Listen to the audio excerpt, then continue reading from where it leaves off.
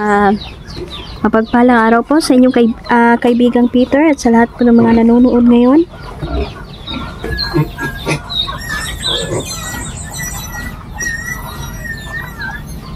Ayan, no? Po kaibigan. Ayan, may ipapaabot na naman sa atin, no? Ang ating kaibigan kasi meron po talaga nagpapatanong sa atin. So, ito mga kaibigan ko, hindi talaga sila minsan, ano lang talaga sila, no? Nagsasalita lang talaga sila kapag gustuhin nila. Kaya itong pagkakataon na to ay pansamantalahin na natin na magtanong sa kanila kasi hindi sa lahat ng araw, lahat ng panahon ay sasagutin nila yung mga katanungan natin, no? So, ayan, kaibigan, no? May kunting katanungan lang po, no? Kaibigan, sa palagay niyo po ba sa mga nangyayari ngayon na parang may pagkakaisa sa buwatan o traiduran dito, mahuli pa ba talaga ang may pakana nitong lahat? Kasi si Tori kaibigan, laglag na ito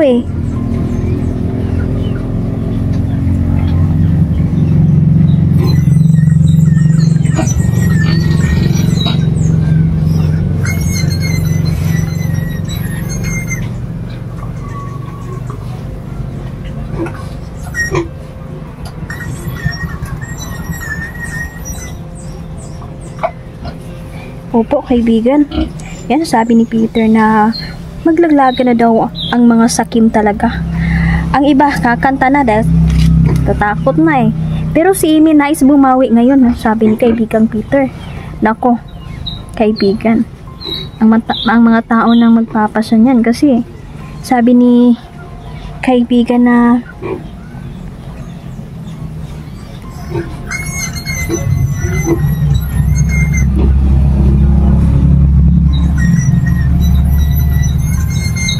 opo, tama.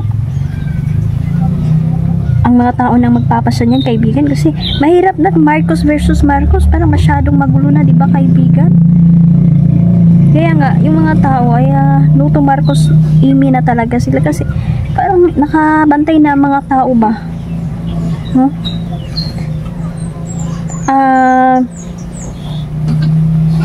So, anong masasabi niyo po, kaibigan, no, na tungkol sa ating politika ngayon? Talagang ang gulo-gulo na. O, ano po ang masasabi ninyo po?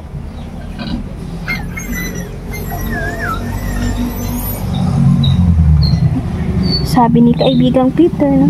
Gagawin niyo yun, magbabatuhan ng mga nasa politika ngayon. Pero kaibigan, sa tingin ninyo, ang ginagawa nila kay Tatay Digong, kidnapping ito. Illegal ito, kaibigan. Sana, kaibigan, magsana matapalan ng pera ang ating Supreme Court. Kaibigan.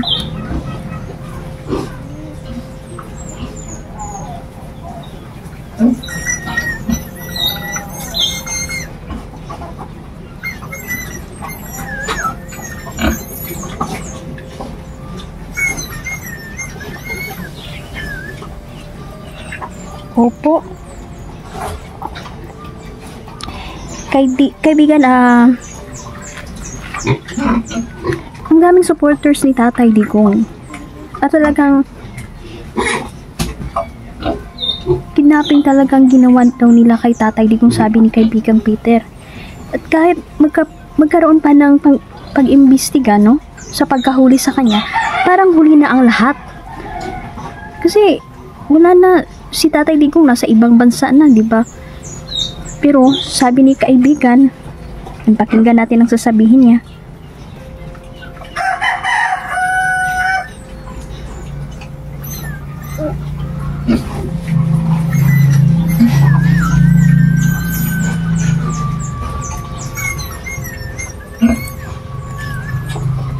Opo. Sabi ni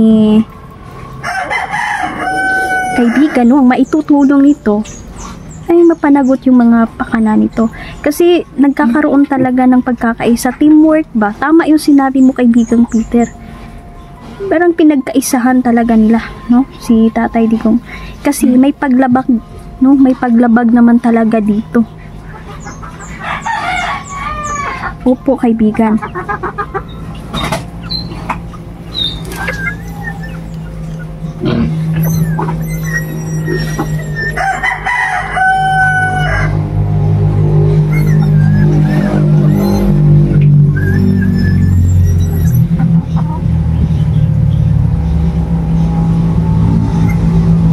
Opo, tama po, tama.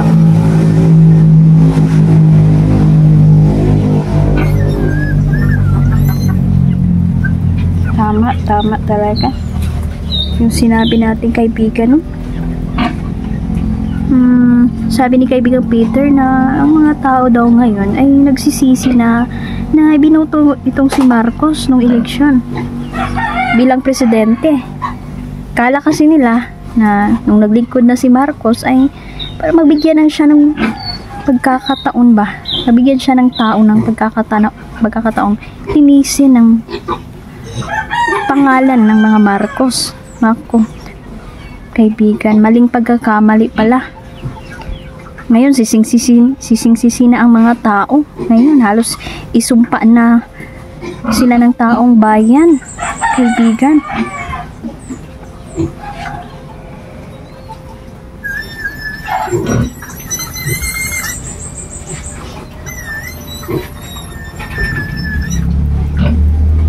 Opo. Tama po talaga.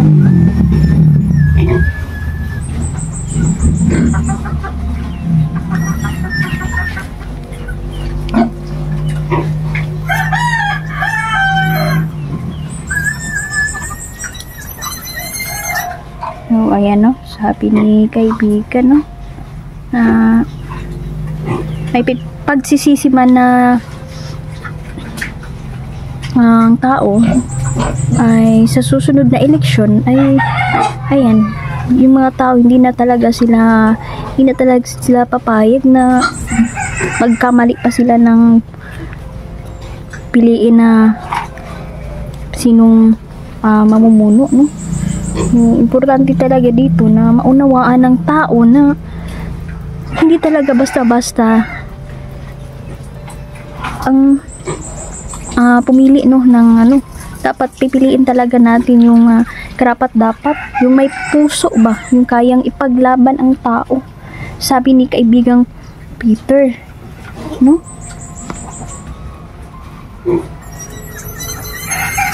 Yan.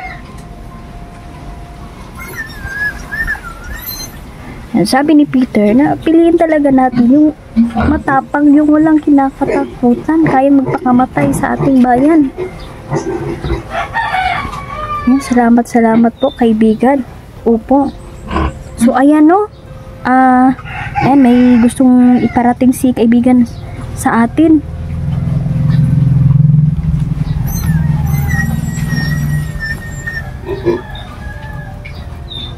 Opo.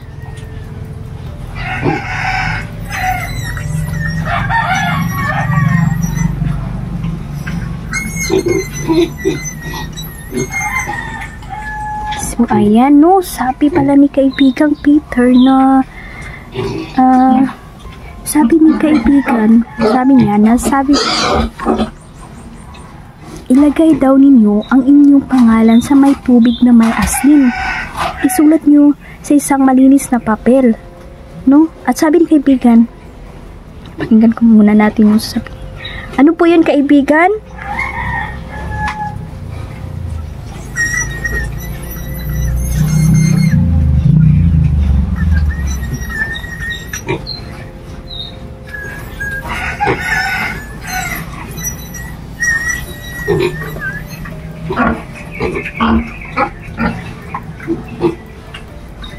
Sige po kaibigan, sabi ni kaibigan na yan, maglagay kayo ng tubig, no? Malinis na tubig, ha, yung malinis na tubig, tsaka na may asin, no? Sulat nyo po yung pangalan nyo sa malinis na papel. Kunti lang, masigo lang dyan ang pangalan ninyo, no, sa papel, sabi ni kaibigan. Tsaka linisin ang inyong kaisipan, no? Mas okay itong gawin, no? Sabi ni kaibigan, mas okay itong gawin sa umaga, no? Para presko ang pakiramdam natin. I-try nyo lang po, no?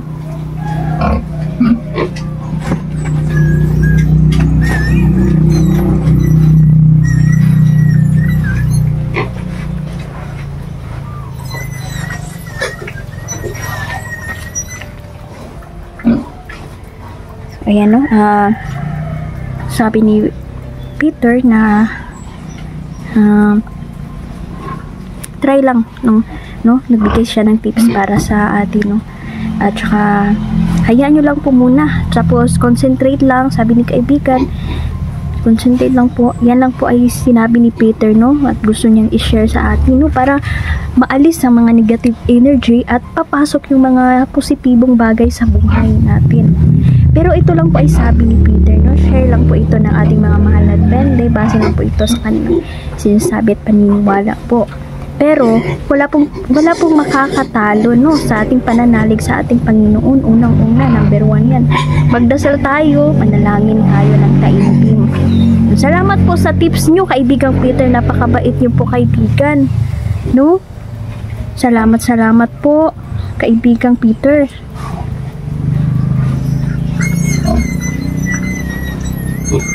Yan, sabi ni kaibigan, walang anuman daw. So, ayan, no, meron palang, sabi ni kaibigan, may nanonood pala ngayon, no?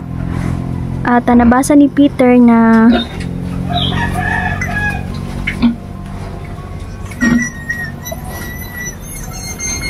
ayan, no, hindi ko alam kung paano to sabihin sa inyo kasi ano, ikaw talaga, Peter, hayaan na lang natin, no? Then sa susunod, di ko muna i-share ito kasi may sinabi si Peter na may nanonood daw ngayon, no? Binasa yata ang kaisipan ni Peter, no, sa isa sa mga nanonood ngayon. And maraming salamat po sa inyong suporta sa lahat-lahat po. So ayan, no? Salamat niya. Si Peter po ay magbibigay po talaga, no, ng magbibigay po siya sa atin ng mga babala po, no? Yan po ay nababase po sa mga nakikita po nila, no, sa mangyayari. Yan, ulit ko po yan. Base lang po ito sa mga nakikita po nila. So ayan, no, sana po okay na po ang lahat. Sabi pala ni Peter na hindi lang naman daw, madami pa daw tayong pagdadaanan dito sa mundong ipapaw. Lalong-lalo na ngayon, no, na madami daw sakim na nasa Malacanang ngayon, sa politika ngayon. Sana, no, sana po ay magkaisa na lang po ang lahat, no? So si Tore talagang ito, sasabunin na talaga si Tore, no? Kasi mayabang, ang tapang-tapang niya ngayon, labas ang tapang niya ngayon, no? Kaya huwag kayong mag-alala, no, sa lahat dyan, no? Kaya lalabas po ang katotohanan, no? So ayan, hindi lang tayo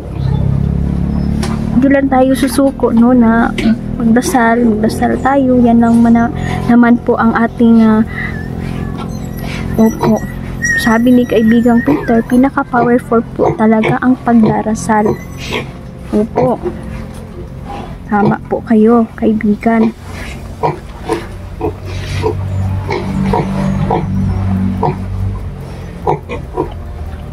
Opo. So, ayan, no? So, ayan, salamat po sa lahat, no? Salamat po sa lahat, no, ng mga nanonood ngayon. Sabi ni kaibigan, wag na po tayo magpauto, no, sa mga politiko ngayon. Tama na po yung mga abuso nila. hirap na po talaga ang mga tao, lalo na po yung mahihirap. Lalo na dito sa bundok, no? Mahal ng bigas, mahal ng bilihin, yung mahihirap, mas lalong nalugmok pa sa kahirapan. So, sana, no? Maging okay na po lahat.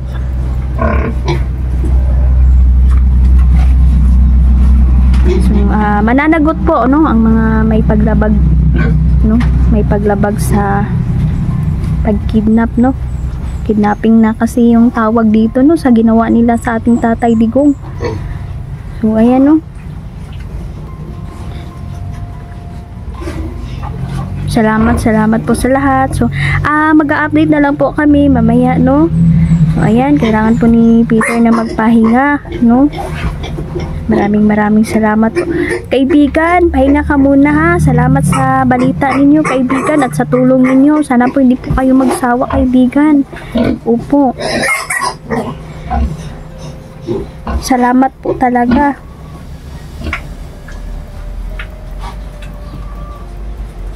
Ayan, no. So, ayan, magpapaalam na po kami, no. Yan. Ano po yung gusto nyong sabihin, kaibigan? May sasabihin pa po ba kayo sa ating mga viewers dito?